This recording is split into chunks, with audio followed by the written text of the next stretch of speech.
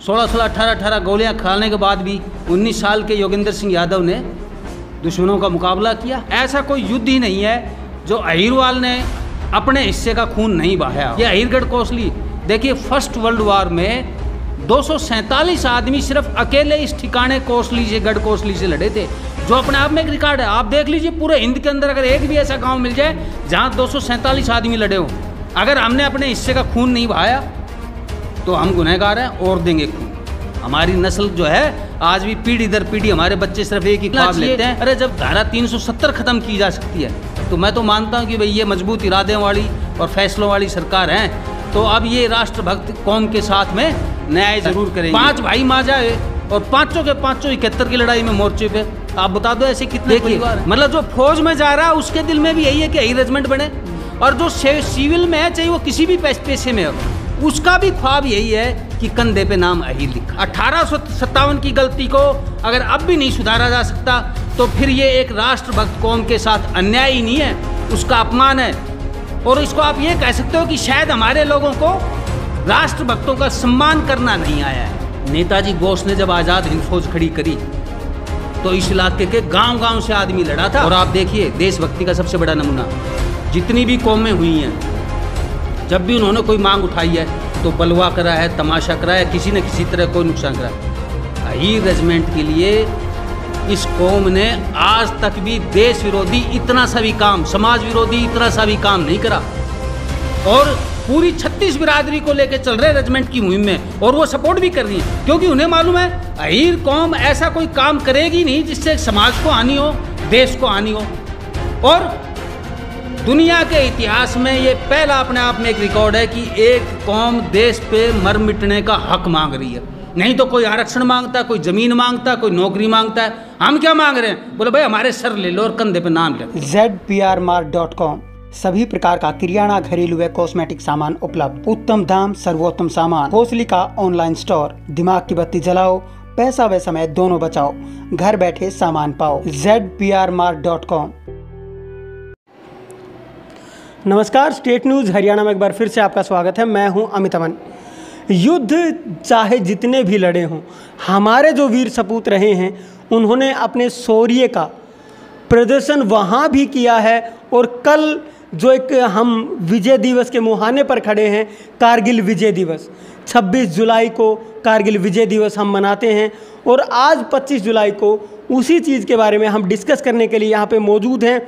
और जिस क्षेत्र के जो जवान होते हैं, सबसे ज़्यादा अगर मैं बात करूं कि उस क्षेत्र में जहाँ पे कि सर्दी इतनी भयंकर होती है, लद्दाख का वो क्षेत्र, कारगिल का वो क्षेत्र, उस जगह पे जहाँ पे -48 डिग्री तक टेम्परेचर पहुँच जाता है और हड्डियाँ बिल्कुल ही गलने की कगार पे पहुँच जाती है, वहाँ पे लड़ाई लड़ना कितनी बड़ी बात होगी ये आप समझ सकते हैं। और वहाँ पे हमारे जवान अपनी चोटियों को, अपनी ज़मीन को बचाते हैं, एक एक इंच ज़मीन के लिए वो लड़ते हैं।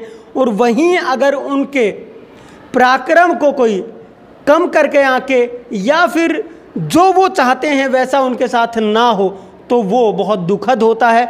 आज अहिर जो रेजिमेंट संघर्ष समिति है उसके ही हमारे पास ये योद्धा मौजूद हैं, इनसे हम बात करेंगे और इनसे भी जानेंगे जो बलिदान कारगिल के अंदर अहिरों का रहा है उसके बारे में आज इनसे हम जानते हैं। सर आप बताएं, जो कारगिल के अंदर हमारे योद्धाओं ने बलिदान दिया, उससे आगे चल के, क्योंकि पीछे की लड़ाइयों की बात बहुत हुई है और कल जब हम इस मुहाने पर खड़े हैं कि कारगिल दिवस मनाया जा रहा है, तो उस समय पे भी चीज़ें निकल करके सामने आनी चाहिए कि कहाँ पे वीरता हुई, किसने वीरता दिखाई, क्योंकि बार बार ये जो चीज़ें हैं वो दब जाती हैं।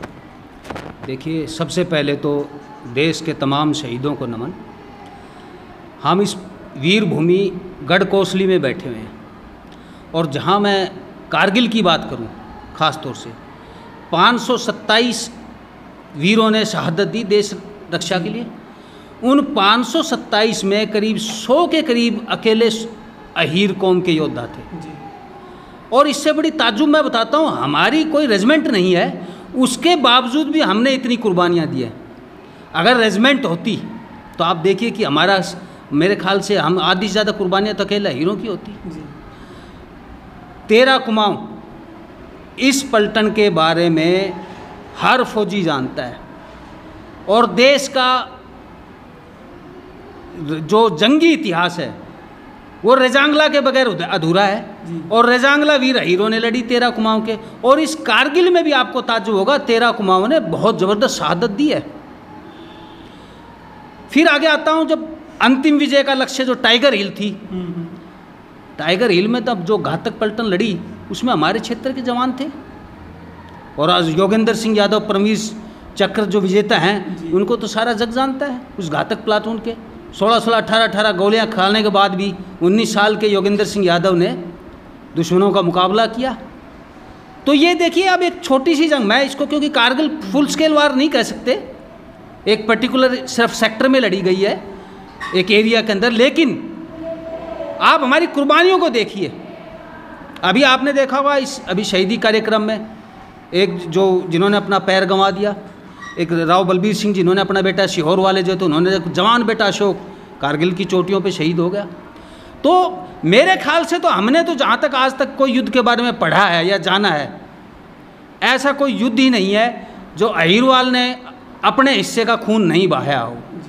और जहाँ मैं इस धरा की जहाँ आज हम बैठे हुए हैं, ये अहीरगढ़ कोसली, देखिए फर्स्ट वर्ल्ड वार में 247 आदमी सिर्फ अकेले इस ठिकाने कोसली से, गढ़ कोसली से लड़े थे, जो अपने आप में एक रिकॉर्ड है। आप देख लीजिए पूरे हिंद के अंदर अगर एक भी ऐसा गांव मिल जाए जहां 247 आदमी लड़े हो, और 6 ने वीरगति हासिल करी फर्स्ट वर्ल्ड वार में। ये अपने आप में उस ज़माने में एक बहुत बड़े, मतलब आप देखिए कि एक ऐतिहासिक रिकॉर्ड था। और आसपास के अगर क्षेत्र में जाएंगे, आप किसी भी गाँव के अंदर प्रवेश करेंगे तो गाँव में प्रवेश करने से पहले ही आपको 2-4 शहीदों के जो प्रतिमाएं ज़रूर मिलेंगी। अब ये इस मिट्टी की तासीर को दर्शाता है। जब तकरीबन हर 5वां जो शहीद कारगिल का वो यदुवंशी है, और फिर भी अगर इस कौम को रेजिमेंट नहीं मिल रही, तो ये तो अपने आप में एक यक्ष प्रश्न है जो कि हमारी फ़ौज को भी देना पड़ेगा, और हमारे हुक्मरान है जो राजनीतिक और सामाजिक हुक्मरान है उनको भी देना पड़ेगा। इवन जो हमारी नुमाइंदगी संसद में कर रहे हैं उनको भी देना पड़ेगा कि भाई क्या हुआ है। सन 57 में जो हमारे को अंग्रेज़ों ने सजा दी थी, देखिए अंग्रेज़ों ने क्या करा, हमारा हल छीन लिया, यानी हमारी ज़मीनें छीन ली, हमारी रजवाड़ा ख़त्म कर दिया, और हमारा हथियार छीन लिया, मतलब हमारी भर्ती बंद कर दी। और उनका एक जो अंतिम हथियार ये होता था कि उस कौम के टुकड़े कर दो। आज भी देख लो, अहीरवाल का एक हिस्सा तो राजस्थान में है, एक हिस्सा हरियाणा में है। Bajaj Shubham auto care, sales service spare, exchange facility available, finance facility available, आधुनिक उपकरणों द्वारा service. Shubham auto care, Nahar road नज़दीक एक्सिस बैंक कोसली। तो जो सन 57 की सज़ा है वो 2021 तक चली क्यों आ रही है? इसका जवाब क्या है ये बताइए। अगर हमने अपने हिस्से का खून नहीं बहाया तो हम गुनहगार हैं और देंगे खून। हमारी नस्ल जो है आज भी पीढ़ी दर पीढ़ी, हमारे बच्चे सिर्फ एक ही ख्वाब लेते हैं कि भाई तू 10वीं 12वीं कर, डंड मार, चौड़ा सीना कर, और देश के नाम पे पकड़ ले बंदूक और चला जा सीमा के ऊपर। तो इस कौम को सन 57 में जो राष्ट्रभक्ति की, बगावत की जो सज़ा फिरंगियों ने दी, वो आज 2021 में उसका जो है सुधार होना चाहिए। इस कौम को मान सम्मान मिलना चाहिए। अरे जब धारा 370 ख़त्म की जा सकती है तो मैं तो मानता हूँ कि भाई ये मजबूत इरादे वाली और फैसलों वाली सरकार हैं, तो अब ये राष्ट्रभक्त कौम के साथ में न्याय ज़रूर करेंगी। और मैं तो कह रहा हूँ भाई, अब पाकिस्तान तो इतना बड़ा दुश्मन नहीं रहा, अभी तो चीन रहा है, और चीनियों के सामने तो हम अपने आप को प्रूव कर चुके हैं। जहाँ हमारे 124 लोगों ने 3 से 5 हज़ार चीनियों को रोक दिया था रेजांगला में। अब आप ये भी नहीं कह सकते कि हम पहाड़ पे या दुर्गम स्थलों पे या बर्फ़ की चोटी पे नहीं लड़ सकते। अरे हमारे जो बड़े थे वो तो रेजांगला में बिना विंटर क्लोथिंग के, बिना प्रॉपर जूते के, और 303 वाली बंदूक वो तो मैंने खुद ने चलाई है, एक ही फायर मारती है, फिर लोड करो फिर करो।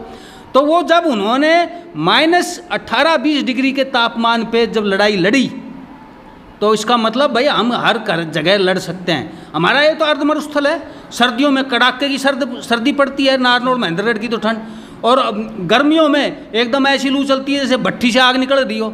तो हमारा तो शरीर हर मौसम के लिए तैयार है। और शौक भी छोरों के क्या है भाई, हल चलाएगा एक, जैसे दो भाई हैं, एक हल चला लेता है, एक फौज में चला जाता है। कई बार तो ऐसा भी होता है 2-2 4-4 के भाई के साथ में। अभी 71 की लड़ाई में मेजर TC राव है हमारे, जो है सामाजिक कार्यकर्ता है, 5 भाई माँ जाए और पांचों के पांचों 71 की लड़ाई में मोर्चे पे। आप बता दो ऐसे कितने परिवार हैं? पीढ़ी दर पीढ़ी 4-4, 5-5 पीढ़ियाँ हमारी खप रही हैं फौज में। आपने देखा होगा जिनके एक एक बच्चे थे। अभी सूबेदार सतवीर सिंह साहब, एक ही लड़का था इनका, आकाश, शहीद आकाश, कुर्बानी दे दी। तो हमारे तो वो भी नहीं है कि भाई एक बच्चा होगा रेडर के हमारे फौज में। हमारे तो कहते हैं भाई एक भी है ना तो भी देश को अर्पित है। सर क्या लगता है जो हमारे राजनीतिक नुमाइंदे हैं, क्या वो कमज़ोर हैं या फिर आज भी हमारे ऊपर वो फिरंगी कानून इतने हावी हैं कि हम उनको बदल नहीं सकते, या फिर क्या लगता है? देखिए, इसमें कमज़ोरी चारों तरफ से है। फौज भी न्याय नहीं कर रही है, और जो राजनीतिक हुक्मरान जो हमारे नुमाइंदगी जो कर रहे हैं वो शायद क्या तो इसको पूरा समझे नहीं है, या इसको सही तरीके से जो देश की सबसे बड़ी पंचायत में पेश नहीं कर पाए। मैं एक छोटा सा आपको उदाहरण देता हूँ। हमारे हर आदमी के अंदर एक जज्बा है कि भाई कौम के लिए कंधे पे नाम हो आइर। मेरे साथ में वकील हैं राव लालचंद साहब और इनकी धर्मपति जी संतोष जी। इनके एक ही लड़का था, बड़ा बांका जवान और शिक्षित, खुद एडवोकेट। उस बच्चे ने अपना कम उम्र जी लेकिन जवानी का पूरा हिस्सा सिर्फ इस ख्वाब को, ही रेजिमेंट के ख्वाब को पूरा करने के लिए अर्पित कर दिया। आप देखिए, मतलब जो फौज में जा रहा है उसके दिल में भी यही है कि ही रेजिमेंट बने, और जो सिविल में है, चाहे वो किसी भी पेशे में हो, उसका भी ख्वाब यही है कि कंधे पे नाम अहीर लिखा जाए। तो आप देखिए ये इस इलाके की कैसी तासीर है। इस आत्मा बोलती है कि भाई नहीं, 1857 की गलती को अगर अब भी नहीं सुधारा जा सकता तो फिर ये एक राष्ट्रभक्त कौम के साथ अन्याय ही नहीं है, उसका अपमान है। और इसको आप ये कह सकते हो कि शायद हमारे लोगों को राष्ट्रभक्तों का सम्मान करना नहीं आया है। आप देखिए कि जिनके एक एक बच्चे हैं वो भी अगर सरहद पे अपने बच्चों को भेज रहे हैं तो आप उनका जज्बा देख सकते हो कितना है। उनको ये डर नहीं कि हमारे बुढ़ापे का सहारा चला जाएगा। उनको कह रहे नहीं, जिस काम के लिए कौम अहीर प्रसिद्ध है, किसके लिए? देश की रक्षा के लिए, हराउल में लड़ने के लिए। और आप देख लीजिए, आपके सामने तैमूर लंग चढ़ाया तो दुर्जनपाल अहीर, जगराम अहीर अपने लोगों को लेकर हरिद्वार में अपने शीश कटा दिए, उसको तैमूर को दांत खट्टे करे। उसके बाद में आप ये देखिए, ये नादिर शाह चढ़ाया 5000। उस जमाने में क्या आबादी होती थी, जब एक गांव में 50-100 आदमियों की आबादी थी, 5000 अहीर यहाँ से राव बाल किशन जी के नेतृत्व में करनाल के मोर्चे पे लड़े। और मुगलिया फौज भाग खड़ी, लेकिन अहीरवाल के छोरे नहीं हटे, सारे वहीं कट के गिर गए। और नादिर शाह बोलता है अगर उनकी तरह तुम्हारी फौज डटती तो मैं दिल्ली नहीं देख सकता था। फिर आप ये देखिए 1857 की क्रांति, हमारे करीब 7-8 हज़ार योद्धा तो यहाँ नसीबपुर में खप गए। और कब मेजर मालेसन ने, इतिहासकार ने तो ये तक लिखा है कि भाई ये बड़ा बहादुराना मोर्चा था, ऐसा दुश्मन हमारे सामने इतनी मर्दानगी से तो लड़ाई नहीं। 1857 की बाद में अब फर्स्ट वर्ल्ड वार में ले लो, 19,546 अहीर फर्स्ट वर्ल्ड वार में, 38,150 अहीर सेकंड वर्ल्ड वार में। और उससे बड़ी बात बताता हूँ, नेताजी बोस ने जब आज़ाद हिंद फौज खड़ी करी तो इस इलाके के गांव-गांव से आदमी लड़ा था। और लुखी गांव है, करीब 70-80 नौजवान अकेले उस गांव से आज़ाद हिंद फौज में शामिल हुए थे। आप बता दो पूरे हिंदुस्तान में अगर एक भी गांव ऐसा हो, ये अपने आप में एक रिकॉर्ड है। इतनी बड़ी, मतलब हमारे पास देश की 10 महानतम लड़ाइयाँ ले लो, उन 10 में से 4 तो हमने लड़ी है। 48 में जो सबसे पहले पलटन वहाँ उतरी थी वो सिख और अहीरों की टुकड़ियाँ थी, कश्मीर में उतरी थी कश्मीर रक्षा के लिए। फिर 62 की जंग में आए तो हमने तो ऐसा इतिहास लिखा जिसका रिकॉर्ड आज तक है, रेजांगला से बड़ी कोई युद्ध हुआ ही नहीं आज़ाद भारत में। 65 आया, 65 का जो सबसे अहम मोर्चा था हाजी पीर, हमारे हीरों ने जीता। वो घड़ी बोलने वाले सूबेदार अर्जन सिंह साहब चढ़ गया अपने छोरों को लेकर 7 पठानों के ऊपर। 71 में हमने जैसलमेर के मोर्चे पे BP 638 पे हमारे इसी 13 कुमाऊं ने खून बहाया। कारगिल में तो 527 में से 100 से ज़्यादा हमारे आदमी। अक्षरधाम की जब रक्षा करी सूबेदार Suresh Chandra commando, black commando, वो हमारा यादव। हम कहाँ नहीं थे। आप ये आपकी पार्लियामेंट पर अटैक हुआ, नीम का थाना के जगदीश यादव साहब, अशोक चक्रा, उन्होंने शहादत दी। तो भाई हमारा तो आदमी ही पैदा देश रक्षा के लिए हुआ है। और आप देखो हमारी माँओं की, बहनों की छातियाँ देखो, कौन अपने सब अपने बच्चों को चिपकाए घूमती ना, ये कहती है नहीं भाई बेटा जा फौज में भर्ती हो, तेरे को इसलिए तो पाल रही हूँ। ये कोसली गांव, यहाँ तो जब बच्चा पैदा होता था तो राव साहबनी बोलती थी कि मेरा तो कप्तान पैदा हो गया, है ना। अब इससे ज़्यादा जज्बा अगर आप कहीं हो हिंदुस्तान में तो आप बता दीजिए। फिर जो है फिर हम नहीं मांगेंगे रेजिमेंट, और हमसे ज़्यादा कुर्बानी अगर किसी ने दी हो तो बता दीजिए। हमसे ज़्यादा गैलेंट्री अवार्ड, अरे पूरी दुनिया का तोप खाने का इकलौता Victoria Cross captain Umrao Singh Yadav पलड़ा वाले, तो हमने तो भाई परमवीर चक्र हमारे पास में, विक्टोरिया क्रॉस हमारे पास में, और आपको बता दूं इंडियन नेवी के पहले महावीर चक्र इस अहिरवाल के गोकलगढ़ के चमन सिंह साहब और बबरू भान सिंह, ये जो बाड़ावास वाले, एक ने कराची को आग लगाई, एक ने ढाका पे बंगाल की खाड़ी में अपना जलवा दिखाया। आप देखिए कहानियाँ, हम तो नभ में लड़ रहे हैं, जल में लड़ रहे हैं और थल में लड़ रहे हैं, लेकिन जब बात भर्ती की आती है तो फिर भाई फिर कहते हैं अहीर को पीछे कर दो। अब ये नहीं होएगा भाई। अब ये जो कौम जाग चुकी है, संसाधन बढ़ रहे हैं, लोगों में जागरूकता आ रही है, और ये जो हमारी टीम है, हमारे प्रधान एलन राव साहब और हमारे कर्नल GR साहब जो संरक्षक हैं, हमारे जो टीमें हैं गांव-गांव घूम रही है। और आप देखिए देशभक्ति का सबसे बड़ा नमूना, जितनी भी कौमें हुई हैं, जब भी उन्होंने कोई मांग उठाई है तो बलवा करा है, तमाशा करा है, किसी न किसी तरह कोई नुकसान करा है। अहीर रेजिमेंट के लिए इस कौम ने आज तक भी देश विरोधी इतना सा भी काम, समाज विरोधी इतना सा भी काम नहीं करा, और पूरी 36 बिरादरी को लेकर चल रहे रेजिमेंट की मुहिम में, और वो सपोर्ट भी कर रही हैं, क्योंकि उन्हें मालूम है अहीर कौम ऐसा कोई काम करेगी नहीं जिससे समाज को हानि हो, देश को हानि हो। और दुनिया के इतिहास में ये पहला अपने आप में एक रिकॉर्ड है कि एक कौम देश पे मर मिटने का हक मांग रही है। नहीं तो कोई आरक्षण मांगता है, कोई ज़मीन मांगता है, कोई नौकरी मांगता है, हम क्या मांग रहे हैं? बोले भाई हमारे सर ले लो और कंधे पे नाम लिख दो। तो आप बता दो अगर कोई इतिहास में ऐसा एक भी सबूत हो, एक भी ऐसा वाक्य हो, ऐसा एक भी उदाहरण हो कि कौम कह रही है भाई देश पे मरने के लिए पहली लाइन में हम खड़े होंगे, हमारे बाद दूसरे आएंगे। लेकिन अब पता नहीं क्या फौज क्यों हमारा अपमान कर रही है पीढ़ी दर पीढ़ी। इतना बलिदान, इतनी वीरता, और आज़ादी के 75 साल अब होने को हैं, उसके बाद भी अब तक क्या सरकारें, इतनी सरकारें रहीं, वो आज तक नहीं समझ पाई इन चीज़ों को। भाई यही ताज्जुब की बात है। मैं तो कह रहा हूँ 2 ऐसे योद्धा हुए हैं, ऐसे और भी होंगे, लेकिन 2 मुख्य ऐसा योद्धा हुए हैं जिन्होंने देश को आज़ाद करने के लिए विदेश गए और वहाँ से तैयारी करी। 1857 की क्रांति में राव तुलाराम गए विदेश, ईरान गए, दूत अपने रूस तक भेजे कि भाई फिरंगी को उखाड़ के फेंकना, मुल्क को आज़ाद करवाना। और दूसरा वाक्य इतिहास में मिलता है अपने नेताजी बोस का, वो बाहर जर्मनी गए, जापान गए देश को आज़ाद कराने के लिए। 2 मौके आए और दोनों मौके में हम दोनों जगह मौजूद थे। राव तुलाराम तो भाई हमारे ही थे और नेताजी हमारे थे, क्योंकि सबसे ज़्यादा योद्धा इस अहिरवाल के थे उनकी सेना में। दोनों मौक़ों पे हमने अपने हिस्से का खून बहा दिया। और जब आई बात पहचान की, सम्मान की और इतिहास में स्थान की, तो फिर कहे भाई वही हुआ, न गीतों में गाए गए न रोज़ों में रोए गए।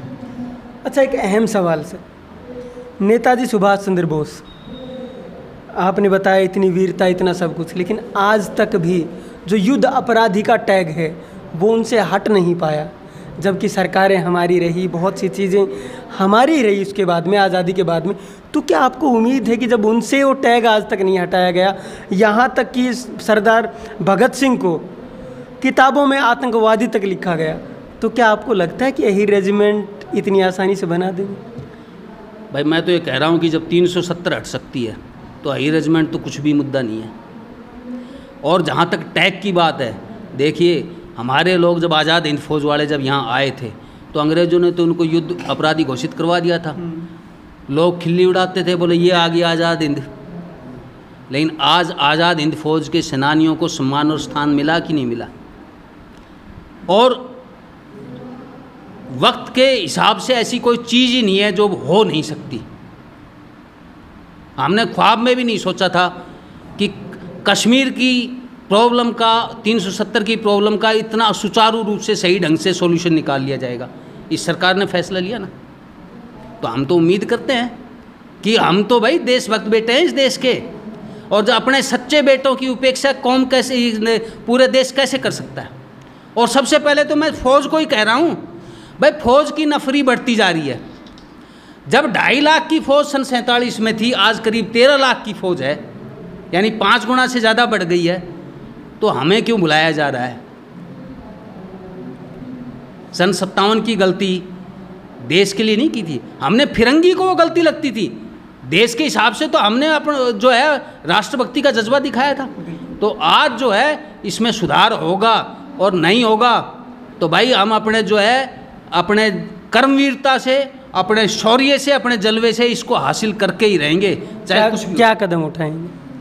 सबसे पहले तो जन जागरण, दूसरा डेमोक्रेसी में वोट से बड़ा हथियार कुछ भी नहीं है। और आज ये नारे गूंज रहे हैं गांव-गांव में कि वोट उसको देंगे जो रजमेंट की बात करेगा। हम किसी पार्टी या किसी पर्टिकुलर नेता की बात नहीं कर रहे, हम ये कह रहे हैं भाई आप जो राजनीति कर रहे हो वो राजनीति जब तक अधूरी है, जब तक आप हाई रेजिमेंट का मुद्दा देश की सबसे बड़ी पंचायत में नहीं उठाओगे। इस कौम की दुखती हुई रग मान लो ये, और इस कौम को सही सम्मान और उसके जो इलाज करने का एक यही तरीका है। ये जो हमारे जो एक तरह से नासूर बना हुआ है कि हमारे को बार बार ये याद दिलाया जाता है कि 1857 की गलती को अब भी भुगतो, अब भी भुगतो। क्यों भुगते भाई? और मैं तो एक चीज़ आपको भूल गया, 1940 के अंदर सिंगापुर में, देखो लोगों ने आप कह रहे हैं ना गुमनाम क्यों हैं, हमें तो बाद में दस्तावेजों में पता चला, सिंगापुर के अंदर अहीरों की टुकड़ी ने बगावत की थी देश को आज़ाद कराने के लिए। और इस बात का जिक्र जनरल थिमैया ने भी करा है। और जनरल थिमैया हमारी मर्दानगी और हमारी बहादुरी, हमारी देशभक्ति तीनों का कायल थे। इसलिए जो 13 कुमाऊं रेजांगला पलटन है, ये सबसे पहले गठन का विचार ही जनरल थिमैया ने दिया था कि भाई अब जो है आप जो है इस कौम को पहचान मिलनी चाहिए। और वो तो हाई रेजिमेंट के हितैषी थे, वो तो चलो खुदा ना खास्ता चले गए, नहीं तो वो बिल्कुल हमारे उस टाइम तो हमें लग गया था हमें पहचान मिलेगी। और 62 के बाद तो मैं कह रहा हूँ जो 62 में हमने कुर्बानी दी और देश की लाज बचाई रेजांगला में खड़े होके, ये मुद्दा तो उसी दिन हल हो जाना चाहिए था। ये हमारे जो जवान वहाँ खपे थे, 124 ने जो वहाँ पे खून बहाया था, वो किस लिए बहाया था? इसलिए ना कि आने वाली नस्लों के कंधों के ऊपर नाम ही लिखा होगा। तो अब वक्त आ गया हमारे उन शहीदों को सम्मान, पहचान और सही श्रद्धांजलि सिर्फ और सिर्फ अहीर रेजिमेंट का निर्माण ही है। और ये तो हम लेके रहेंगे भाई, चाहे कुछ भी हो जाए। हम जब तक सांस है हमारे अंदर, हम रेजिमेंट के गीत गाएंगे और इस लक्ष्य को हर हाल में हर हाल में हर हाल में हासिल करके ही दम लेंगे। धन्यवाद। बहुत बहुत